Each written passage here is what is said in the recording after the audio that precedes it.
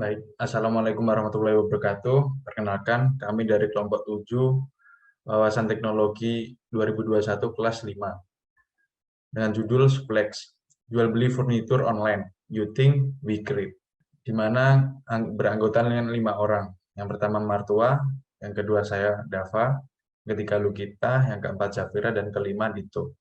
Kemudian elevator pitch, terdapat dua, yaitu visi dan misi. Untuk visi, menjadikan sebuah aplikasi untuk memberi kemudahan dalam jual beli furnitur. Untuk misi yang pertama, menjadikan platform penghubung antara pelaku usaha furnitur dengan customer. Yang kedua, dapat membuat kustomisasi produk serta meningkatkan taraf mitra. Latar belakang, menurut data Kementerian Perindustrian 2020, diketahui bahwa nilai ekspor industri furnitur meningkat dari 155 juta dolar US hingga 161 juta dolar US. Kemudian, data industri furnitur sebanyak 10.120 unit di wilayah Jawa Timur, meliputi industri kecil hingga besar. Adanya peningkatan transaksi furnitur pada sektor industri dapat memudahkan customer untuk mencari barang-barang furnitur. Tetapi, customer tidak dapat mengustomisasi produk yang diinginkan. Oleh sebab itu, terdapat peluang inovasi dengan membuat platform dalam menghubungkan pelaku usaha furnitur dengan customer. Permasalahan muncul akibat banyaknya furnitur yang telah jadi di pasaran. Oleh karena itu, sebuah platform ini dapat menanggulangi permasalahan tersebut. Adapun solusi yang dapat diberikan serta manfaat dari platform ini, seperti yang pertama, menghubungkan pelaku usaha furnitur dengan customer dalam mengkustomisasi sebuah produk yang dibuat. Yang kedua, menyediakan sebuah wadah atau platform digital terkait informasi mengenai pelaku usaha furnitur, produk yang disajikan, dan cost yang terjangkau oleh customer, sehingga dapat menjangkau pasar yang lebih luas. Kemudian yang ketiga, keamanan transaksi pada platform digital. Kemudian yang selanjutnya ada product overview. Di sini Suplex merupakan aplikasi yang menghubungkan pelaku usaha kecil atau pengrajin kayu dengan customer untuk memudahkan dalam hal pembelian dan kustomisasi furniture. Untuk langkah-langkah menggunakan aplikasi adalah sebagai berikut. Yang pertama, customer melakukan registrasi atau sign up pada aplikasi. Setelah memiliki akun, customer harus login terlebih dahulu. Setelah login, akan masuk ke dashboard application. Kemudian, customer melakukan pencarian produk furniture pada recent dan popular item. Kemudian, customer dapat melihat display dari furniture, memilih furniture yang diinginkan, sembari melihat spesifikasi produk.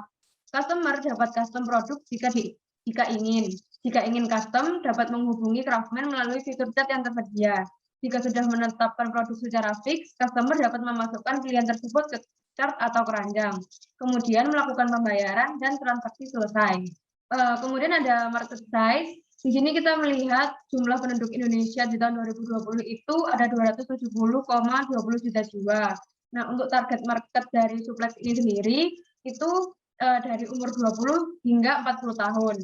Nah, umur 20 hingga 40 tahun itu terbagi menjadi 3 gen, yaitu Gen Z untuk usia 20 sampai 23 dengan persentase 27,94%, kemudian milenial untuk usia 24 sampai 30 dengan persentase 25,87%, dan Gen X untuk usia 40 tahun ke atas dengan persentase 21,88%.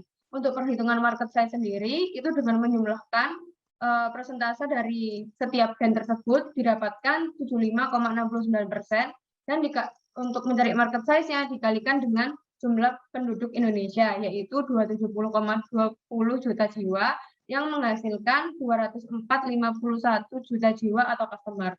Kemudian lanjut ke bisnis model Canvas dari Suplex sendiri. Yang pertama adalah menentukan customer segment. Jadi customer segment yang pertama itu new household, yaitu yang berusia 21 hingga 40 tahun. Kemudian user yang familiar dengan penggunaan teknologi dan internet. Kemudian lanjut ke value proposition, yaitu merupakan keunggulan dari produk kami. Yang pertama itu adalah dengan fleksibilitas yang tinggi atau produk customization. Kemudian produk kualitas tinggi dan harga yang terjangkau. Lalu jaminan keamanan saat transaksi. Dan terakhir pemanfaatan digital platform untuk memperluas market. Kemudian lanjut ke channels, di mana channels ini sarana apa yang bisa kami gunakan untuk menyampaikan produk atau jasa kami. Jadi yang pertama adalah sosial media, lalu website, yang ketiga adalah event sponsorship. Kemudian customer relationship, yaitu bagaimana perusahaan menjalin ikatan dengan pelanggan. Yang pertama itu dengan transparent information, kemudian customer communities, promotion and discount, dan membership. Lanjut yang kelima adalah revenue stream, di mana di sini revenue stream sendiri adalah bagaimana perusahaan memperoleh pendapatannya. Jadi yang pertama ini dari komisi jasa bertransaksi, kemudian advertising, dan dari membership. Kemudian key resource atau sumber daya yang dimiliki, jadi ini terbagi menjadi 3. Yang pertama itu di intelektual, kemudian finansial, dan humans. Kemudian key activity atau aktivitas kunci yang dilakukan perusahaan. Yang pertama ini adalah application development, di mana ini seperti membuat MOU dengan pihak-pihak terkait seperti pengrajin, perabot, user, dan lain-lain. Kemudian melakukan promosi, dan yang terakhir fitur pada web atau aplikasi. Ini seperti dapat memilih jenis kebutuhan, kemudian jarak dengan tempat tinggal, kemudian budget, dan lain-lainnya. Kemudian yang ke-8 adalah key partner atau kerjasama perusahaan. Jadi yang pertama adalah kami bekerja sama dengan pengrajin, furnitur, atau perabot, kemudian dengan komunitas pengrajin, furnitur, atau perabot, lalu kurir logistik, real estate developer, dan jasa pembayaran digital. Dan yang terakhir adalah cost structure, di mana di sini terbagi menjadi 4. Yang pertama adalah first cost, yaitu biaya pembuatan website dan aplikasinya. Lalu fixed cost, yaitu pemasangan iklan dan gaji karyawan. Overhead cost, yaitu biaya sewa internet dan server. Dan yang terakhir adalah variable cost, yaitu bonus pengrajin ketika mereka dapat melebihi target penjualannya. Oke, selanjutnya ialah marketing strategi, di mana di sini kami dibagi market strategi kami membagi menjadi 3, yaitu adalah faster customer service, lalu yang kedua ialah customer product, yang ketiga adalah competitive price. Mungkin saya akan jelaskan sedikit.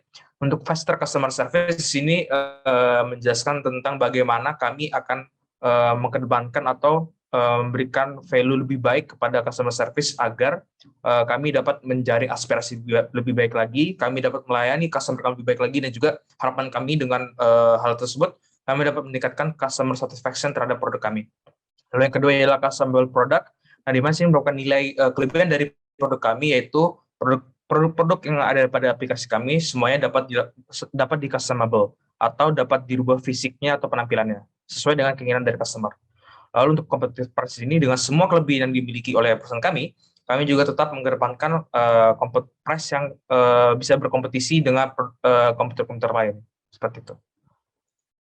Next, mari kita melihat kompetitor yang ada atau mungkin yang menjadi kompetisi di perusahaan kami. Pertama adalah IKEA, lalu juga ada Angkasa Bali. Kedua perusahaan ini merupakan perusahaan yang menjalankan bisnis di bidang furnitur dan alat serupa seperti IKEA di skala multinasional dan juga Angkasa Bali yang ada di Indonesia atau berskala nasional seperti itu. Nah, namun kedua kompetitor ini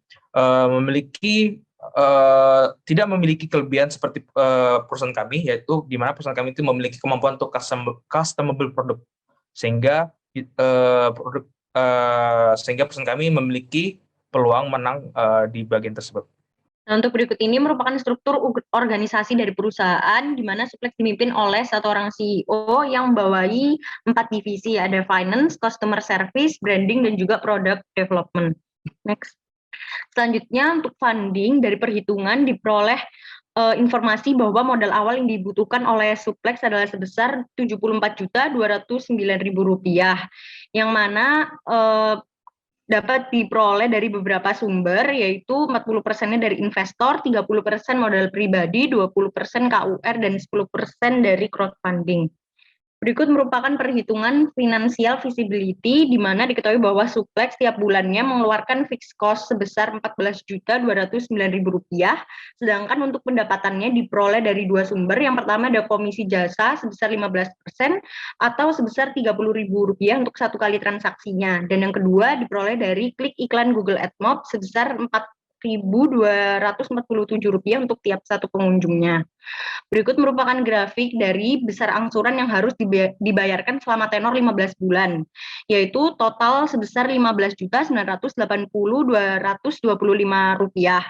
Nah, dengan catatan angsuran pokok per bulan yang dibayarkan adalah Rp1 juta. Usaha memiliki surat izin dan berjalan minimal 6 bulan, lalu suku bunga tetapnya sebesar 10%.